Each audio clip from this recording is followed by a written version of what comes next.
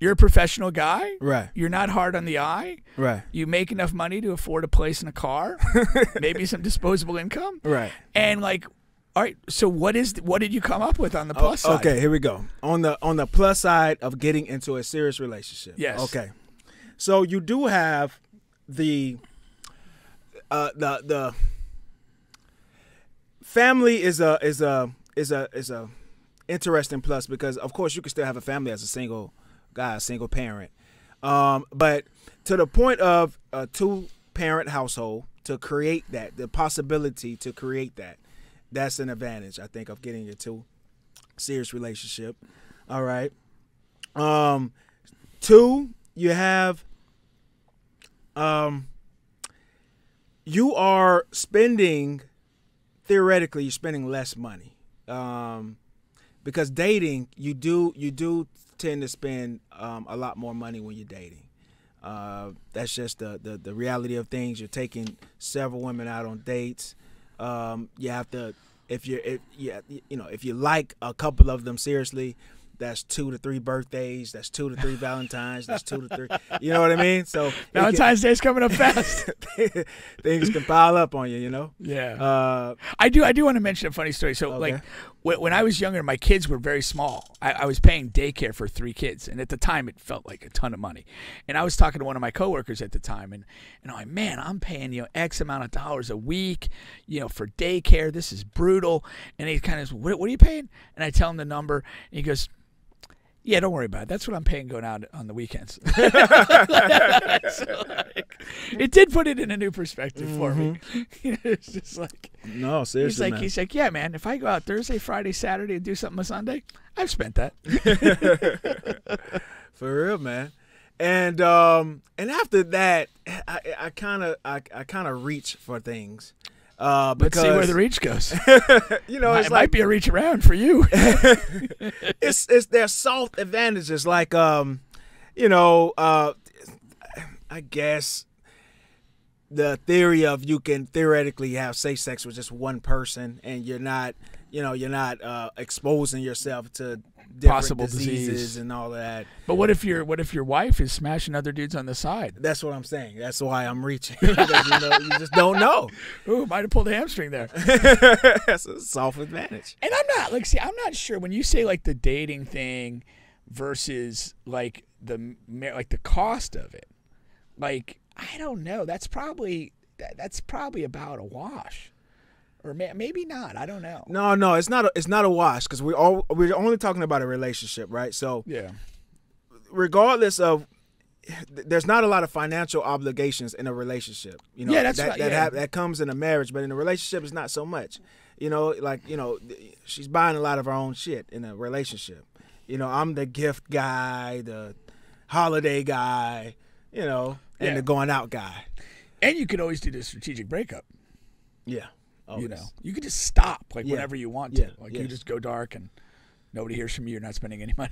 Exactly. It's wonderful. Exactly.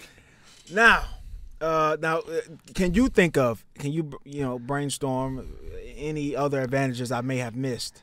The only advantage, the only purpose for it is if you want to create a 2-parent household for a kid.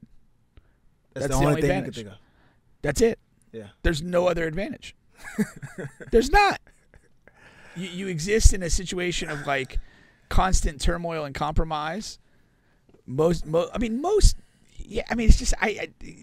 people in marriages are like unhappy when you talk to them. They're not thrilled, maybe at certain little phases, maybe at the beginning, and those sort of things, but it's like, other than that, it's like, it's generally not, there's just not a lot of advantage there. I think it's an antiquated notion that is just kind of historically been passed forward, and that people think it's something they need to do. And in a lot of ways, it's not. Well, we got our first comment here. Chuck says he's been single for a year. He's definitely ready to settle down, entertaining multiple women, dates, etc. Take me out the game, coach.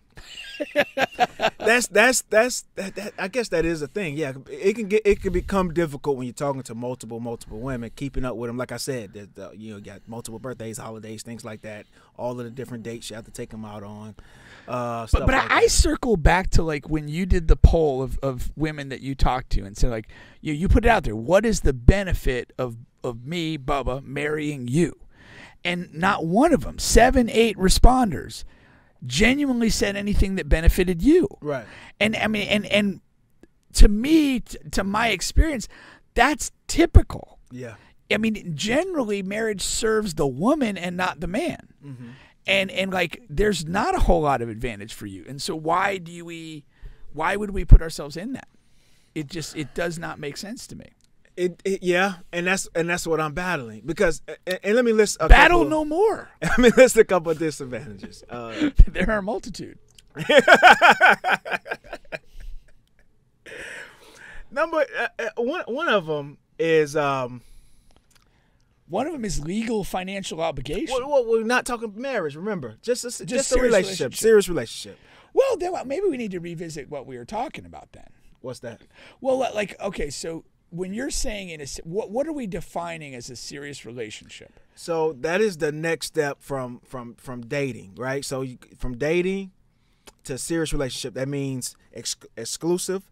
You're only having, supposedly exclusive only having sex intimacy with this person. Yes. Are you living in the same place? Could be.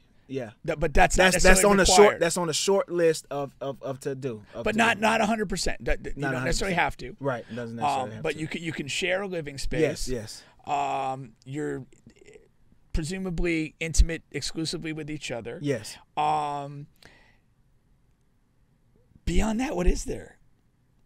Like, what is a serious relationship? Yeah, that's another thing. Like, I mean, if you simply declare that I'm going to be sexually monogamous with you. Yeah, that's really the only differentiated factor. Right. That's I mean, really. It kind of goes to the thing like kind of what I've kind of defined like what is a date. Yeah. And for me, a date is a meeting of people of the opposite sex. Well, I mean, if you're gay or lesbian, it could be the same sex, but where the possibility of sex is on the table. Mm-hmm.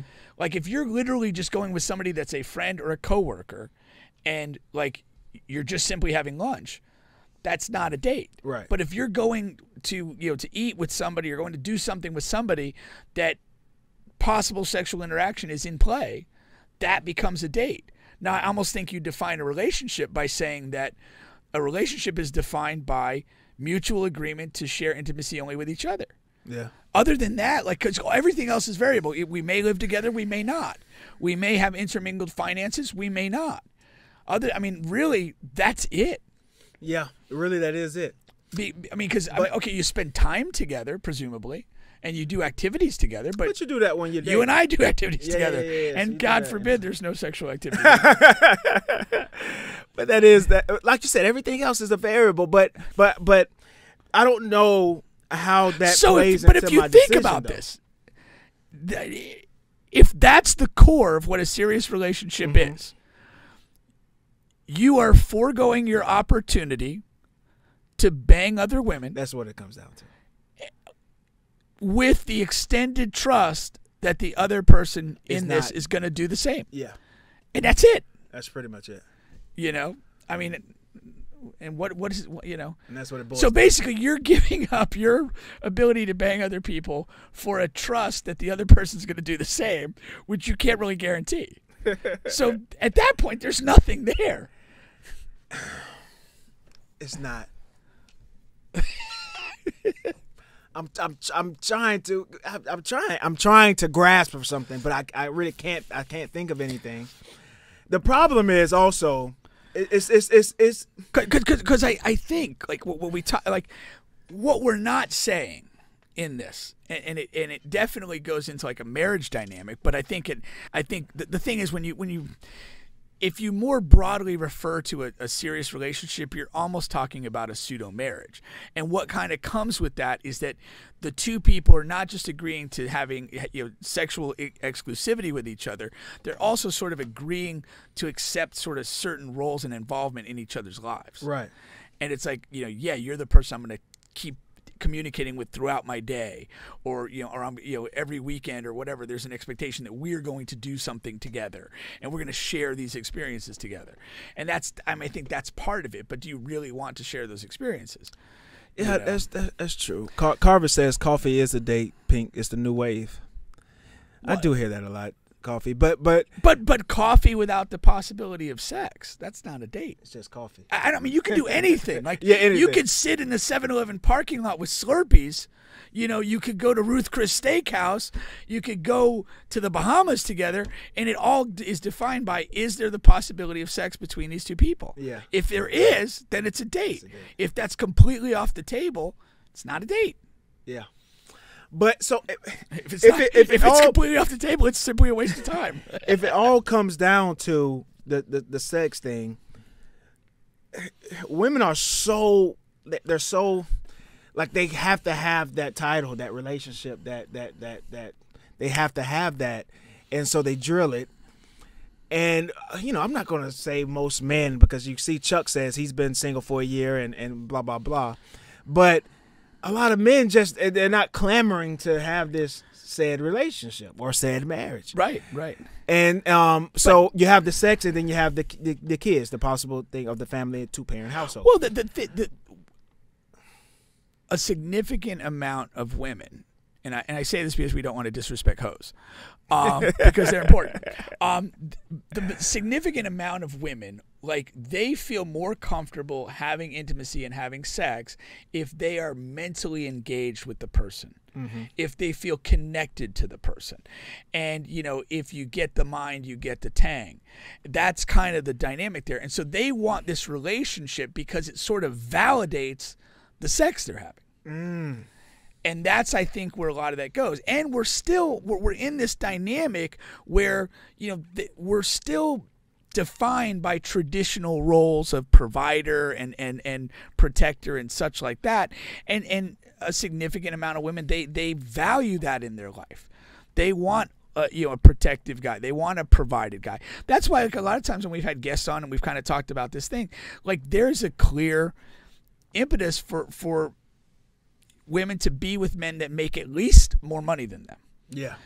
And a lot of women are very blatant in saying that they want a man to make a certain threshold of money that quite honestly can be pretty high. Yeah, shout out to the girl we had on here. Yeah.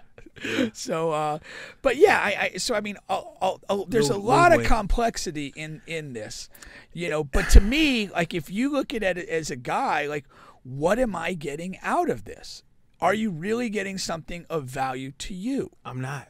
Then the question is answered. But then the question is answered for you, and you have to be comfortable with that. If you're in a different mindset, if the priority in your life or existence is to maybe have children, build a family, raise kids with a woman that is stable and you trust and recognize can be a great parent, then the serious relationship. But here goes the thing with that. Different. As far as me, I don't need a relationship for that. So when I listed that as an advantage, that's because that's something that is somewhat regulated by women. Of course, all of the single women in the world, we understand that that's not, a hard cap line. You know what I mean? Like the NFL hard cap. But that's a thing that is said, amongst women, like, so you have that. But the other thing is, man, to give up the sex from the other women, right? Theoretically. And in fact. What if I end up losing her? You understand? What if I don't want to lose her? But I don't want the relationship, but I don't want to lose her. Yeah, then you're leveraged into doing something you really don't want to do. And that's a reality that happens. There's a lot of people that, I'll say this, it goes both ways. There are a lot of men that they do value a person and they don't want to lose him, and so they go from dating into the serious relationship. They go from the serious relationship into the marriage. And there are plenty of women that find themselves in a situation that, a guy is doing certain things for them that they value and that they, either can or don't want to do for themselves, and they stay in situations longer than they have to. Yeah. And that's why like, I look at a lot of relationships as really like a toxic thing on both sides. Yeah. And I think when you talk to a lot of people in relationships or have been in relationships, a lot of people are not happy. There's a lot of frustration in that. Yeah. And again, it eats away at at whatever dynamic you had with that person potentially at one time.